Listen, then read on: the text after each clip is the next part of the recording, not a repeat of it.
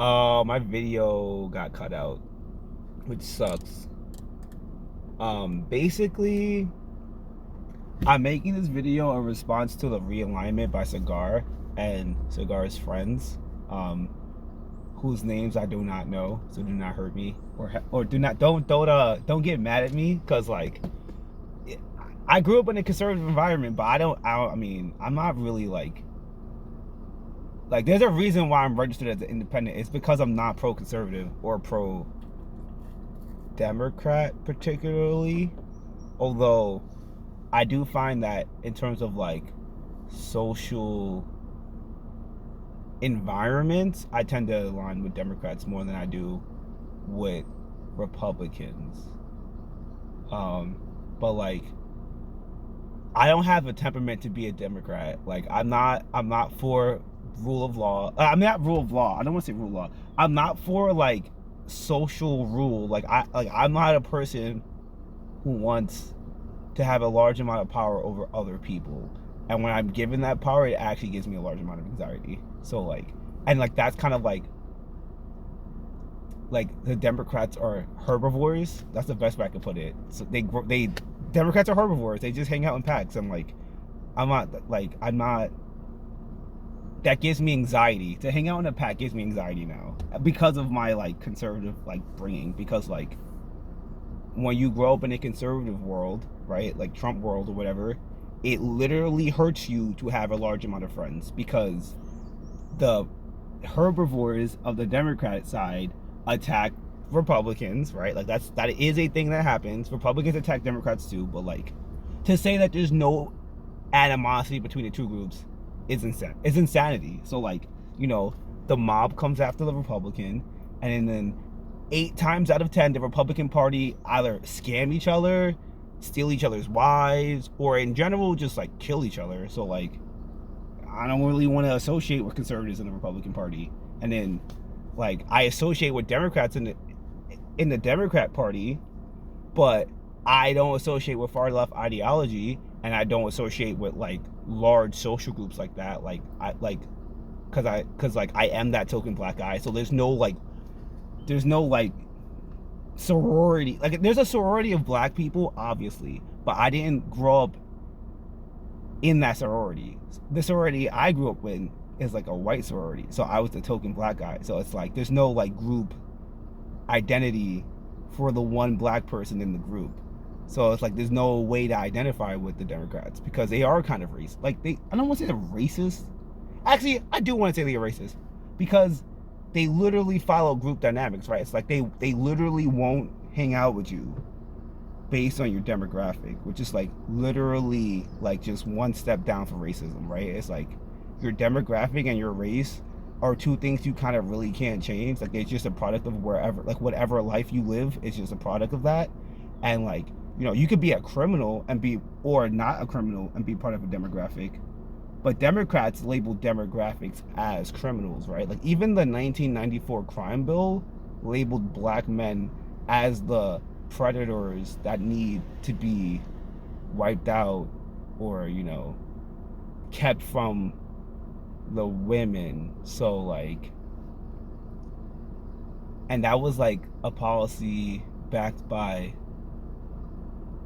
like the Democrats. Like even though you could say Bernie is an independent, he is a Democrat. He hangs out with Democrats. As of 2016, he's a Democrat. Like you can't, like he just does everything the Democrats do. Then you had Joe Biden, who like is the Democrat, who also voted for that bill. You have Hillary Clinton, which is a Democrat, who also voted for that bill. So it kind of seems like, you know, the Democratic Party voted for a bill targeting black people, which is a racist act. So like it's hard for me to like see that happen in American politics and then trust Democrats to have their best interest in, like have the best interest of me as a black person.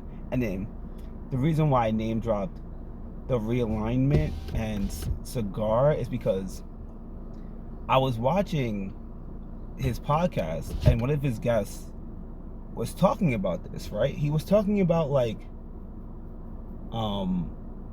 like the need for redistribution, the fact that, you know, the everyday American got messed over by like global or political elites, whatever you want to call them. But, and this is like, and I was like, okay, so you're identifying the problem that we all acknowledge is a problem. And that is like really low tier at this point, right? Like, I understand in 2016, before we understood how Trump got elected, there was a need to understand how he got here, right? It was like, yo, I didn't think Trump was gonna win, which is why I didn't vote for him. But he won. Let's say like that. Like, I didn't vote in the 2016 election. Well, I didn't vote for the president. Let me say that. I didn't vote I just didn't fill out for the president because I refuse categorically to ever vote for a person with the name Clinton because of Hillary Clinton, because she like literally committed genocide through negligence on Haiti. And then Clinton is like, yeah, I definitely fucked up the entire Haiti economy for generations to come. I didn't know it would be that bad. And then like the Democratic Party just got black votes anyway. Like, you know, like it's like they committed a genocide through negligence and then black people voted for them anyway. So it's like, I'm not gonna trust the Democrats. Sorry. But I did like I do understand, right? And I understand the desire for like white people who don't realize they're racist to acknowledge and comfort white people who are capable of identifying that like America is racist. But like, it's also 2021. America has been in reconstruction since like the 1800s after the first Civil War. Then we had a second Civil War that, like, you know, people still aren't really coming to terms with over Trump. And like Trump, you could say whatever you want about Trump. Trump wasn't in control during his presidency. If he was in control of his presidency, we would have a different country, because he didn't accomplish anything he asked for. Like, he wanted a wall. We didn't get a wall. We got tax cuts, but we only got tax cuts for Republicans. We only got tax cuts that benefit Republican areas. We didn't get tax cuts across the country. We were gonna deal with the sex issue, right? Like, we were gonna deal with it. Trump was across the nation trying to track down these sex traffickers, and then we killed Jeffrey Epstein. America does not deserve salvation right now, okay? America does not need, oh, yeah, well, white people are racist. Because we know white people are racist. Like, we don't need to be told that white people are racist. We know white people are racist. Any person who has lived in America for more than 2 years can make the statement, yeah, white people can be racist. But you know what no American in the past 2 years can make a statement of? That white people who are racist have been arrested, financially liable, politically liable for loss of human life. Like, and then this brings me to my initial point of why I reference dropped Cigar's Realignment podcast. I like the concept of Cigar's Realignment podcast. I like the concept of him giving voices to his friends on the Rising that wouldn't really have a good voice for the Rising. They would have a good voice for a different show. I cannot accept that one of his guests that aren't on that show all the time was making the argument against what's the word for it? Free education, especially as it pertains to, like, you know, college. Because, like, yes, you can learn a lot out of a high school if you have a good public school district, or if you're lucky, you have a good private school district that your parents can afford you to go to, right? That is a truth. And people who have that, like me, like I had a really good public school system and I had not broke parents, so I was able to afford to buy things that the people around me were not able to afford to buy, even though I was in a public school system. That's high school. The reason why you have free and available public college education is because there will just be some kids who, through no fault of their own, because they're under the age of 18, cannot afford, cannot make it to, do not know about good high schools. That is just a reality, especially when the federal government, the United States federal government, makes a lockdown that literally stunts the emotional and mental development of people under the age of 18. That was a decision made by the federal government. And now, like, and the podcast was released like the 70s, I think it was episode 77. It was released maybe 2 or 3 weeks ago from me recording this video. And I watched the video like a day or two ago.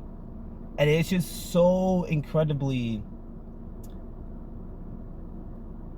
it's not naive. The person who is making this makes videos on like he makes videos, like he makes a lot of YouTube videos. So it wasn't a naive statement, and it was made understanding the context of what it means to be an American and after how bad the presidency of Trump became, right?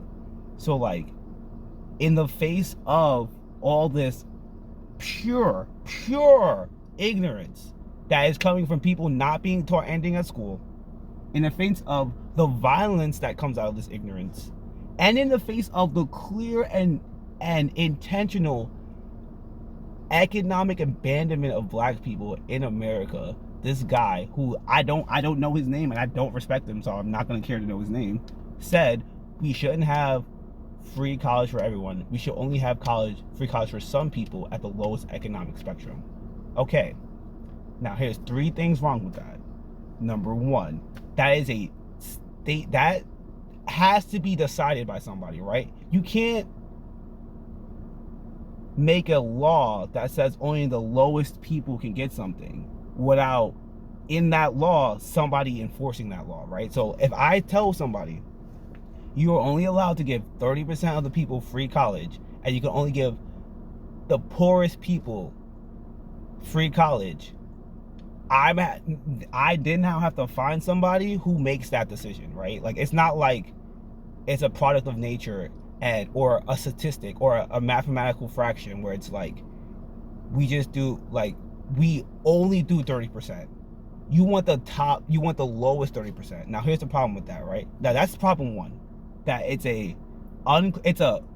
a super specific function that implies that the person dealing with that function has a morality, and you don't know that, right? You could say that person has a morality, but you don't know that, and in 20 years it might even be the same person, so you really don't know that, right? That's 1. 2, that you're still telling 70% of the population that they don't deserve free college. If you're only willing to pay 30% of the lowest income for their college, that means you only think 70% of the population don't deserve college. And when you put 100% of the information into 30% of the population, you create a class of elitism where 30% of the population think they're better than or smarter than 75% of the population. The idea of giving economic incentives to only the 30% of the lowest people is how I was able to get through college, and why all the black people I grew up with wasn't able to get through college. Because you're only picking from black people, and you're only picking 30% of black people. So like, already they're inherently racist and inherently anti-black, because you're only picking 30% of black people, but white people don't have those same statistics, right? Like, white people don't have the same level of poverty as black people. White people who do live in poverty have access to business opportunities that are not represented in the economic system of schooling, like trade school, like construction school, like an inheritance. And also, right, like, you're literally telling poor people that we're only going to save 30% of you. Because rich people can already pay for college. They don't give a shit what you have to say about paying for college. Like, it's just that point blank. And then the last thing was, and this is what really offended me as somebody who wants to be pro-sex, right? Who goes out of his way to have a pro-sex mindset, even though he doesn't have a pro-sex soul, but as a person who tries to be pro-sex, right? Like, you're like, the argument this is the argument that I heard. The argument that I heard, right, by this guy who was saying we don't deserve to just let these people get away with going to school for free and not contributing. And this is based on an argument that Tim Pool has also made. The argument that I'm hearing and because it's only ever white people who say this shit. I've never heard a white girl or any other race person say this. Only a white guy who's already rich say this. But basically, you're telling me I already went to college. I understand the corruption, the sexual corruption, and the political corruption in college. I'm assuming, right? Because and maybe this is just me, but I'm assuming that people like to have, white men like to have sex, considering how many apps that they created just to have sex, right? Like, you have Tinder, you have Bumble, you have The League, you have Match.com, you have Zook, you have all these fucking dating apps. And those dating apps are made by people in college, right? They're made by people who went to college for software programs. So you have all these dating apps, right? On YouTube, YouTube's kind of a different place right now, but 2 years ago on YouTube, you can find so many videos of Joe Rogan, the MGTOW community, Red Pill community, just talking about how many college girls they're fucking, even though they're 35 and college girls are 18, right? So I'ma just be blunt and say that I understand that the reason why this guy was saying that they don't deserve to get their loans refunded is because they were fucking all through college and haven't contributed to society. Here's my thing though. When you say that, you and the group that you're discussing already benefited from that lifestyle, right? They already benefited from smashing all the girls, from all the dating apps. You can't as much as you have an issue with that fact that happened, it was the Silicon Valley group of white men that programmed all these dating apps to only select for white men, because they're the ones who made it, who have the most money, based on a crypto app, based on a money app that they created, right? So they literally made an app to funnel all the women in America, because you can put any location into the pants of the Silicon Valley members, right? That's literally how Tinder works. It's if you made Tinder, you know exactly how to program Tinder to make it so that all the girls on Tinder see your profile and not anyone else's profile. That's literally how it is. If you think a person who made Tinder can't do that, you're retarded, not the person in Tinder. So now, right, person in Tinder has all this control over both over literally the sex lives of women and the money lives of women, because they made both a money app and a sex app. You're telling me that no one deserves free school now because those group of people got to have all the pussy in the world with zero criminal consequences, and because that was able to happen, the next generation of people shouldn't be able to go to college for free? That is the argument that I heard, and this is why I don't like millennials. I hate the fact that I'm 26 years old, because I don't want to be associated with the millennial generation in 20 years. Because you guys don't give a shit about anyone but your own generation, and that's why no one in America likes millennials. And but you guys have all the power, because you guys are the millennial generation is the issue. It's not the boomer generation. They're too old to do anything. The lady who got punched in the nose, the lady who died was a millennial.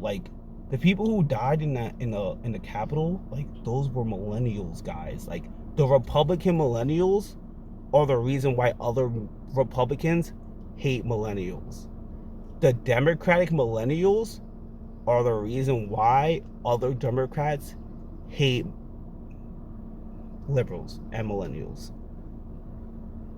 I'm forced to be associated with the millennial generation because I'm 26 years old, and the millennial generation starts in 1995, and I would have been born in 1994.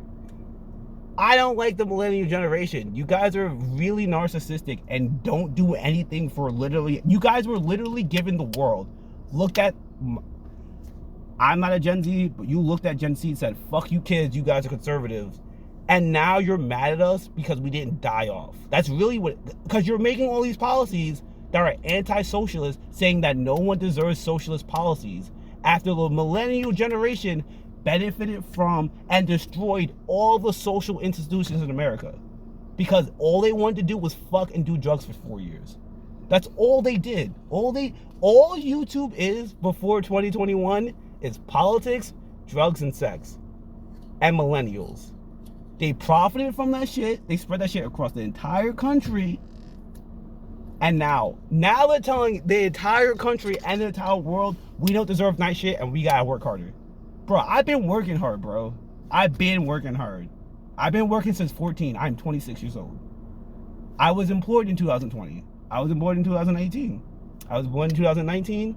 I was in school from 2012 to 2016. And I was working from 2008 to 2012. So, like, I worked. I went to school and I worked. I'm in debt. I have to pay school bills. And you're telling me that I have to pay school bills because we don't deserve free college. Only the lowest 30% deserve free college. You got to fuck all year. You got to fuck for 4 years. I haven't had sex in 4 years. I don't want to hear it. I don't want to hear we don't deserve free college. I don't want to hear we don't deserve UBI. You don't deserve UPI. And now you're telling the entire world they don't deserve it. Shut the fuck up, millennials. You are the problem. Millennials are the problem. It isn't the boomer generation. Yes, there are racists everywhere. How come the millennial generation does not police its own? Why is it that the Gen Z generation and the Gen X generation have to do it, and then the Gen Z and Gen X generations are called the crazy, psychotic, anti-freedom people? I don't understand. Like, we're called the fascists, and yet you guys are the ones with the power, the money, the racism, and the nukes. It's crazy.